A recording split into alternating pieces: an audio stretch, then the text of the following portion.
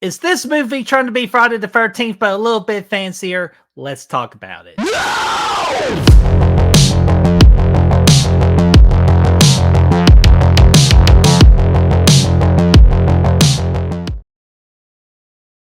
What's going on, guys? BrettMan here from Goodwill Hunting. I am running solo here today. Brad is on the vacay. He will be back as soon as possible. But today I'm here to talk about a review for In a Violent Nature. This is going to be on Shudder here within later of the year, but it does have a small theater release this weekend. And I'm going to talk about whether you should see it or you should wait on Shudder. So let's go ahead and dive on into this. And my first thoughts, I was very excited about this movie for when I saw the trailer. Now, after watching the movie, I'm a little bit disappointed, just a little bit, not by much, because this movie does indeed live up to the reputation that I've been hearing around that people are actually getting sick and leaving just because of how gory it is. The gore is absolutely there. So if you love what Randy says, carnage candy, it definitely has that carnage candy for you. Or if you're a big fan of the Terrifier movies, it definitely kind of goes along that level of Terrifier gore and violence. I feel like to me, this movie does try a little too hard to try to be like Terrifier or just a one up Terrifier, but I'm still going to go with Terrifier, and I'll get to the main reason for that here in a little bit.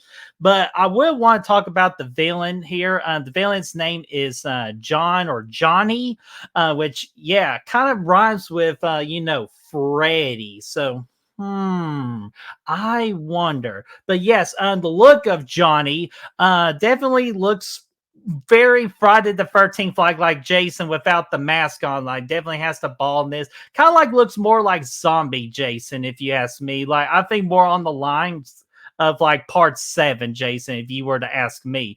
But then once he puts on like this custom, like, very old firefighter mask and has kind of like the chain, kind of like the same weapon as Jacob Goodnight from See No Evil when Kang has it. That's like his weapon of choice to go along with the mask look. And I think that looks very, very good. And I was kind of excited for that. And what intrigued me the most with this movie is just the approach that they took with this movie. They kind of like followed the camera behind Johnny with the killer. So, like, I thought that was very interesting to follow him along for the majority of this movie. Just again, a different perspective, like I say, viewer of what goes on while the other characters are just out there doing their thing. We're just following good old Johnny Boy and following his path of carnage. But speaking of the characters, OMG, these characters so frustrating. Their decision making is god awful. Like it's like in a way, like I know there's like the horror tropes of like dumb characters, but I feel like they took it to a whole nother level of just like how dumb can you possibly be? Because like it's just like it actually got me chuckling. Like, and plus my theater was packed. Like we were chuckling a lot of times with the stupid decisions that these characters were making.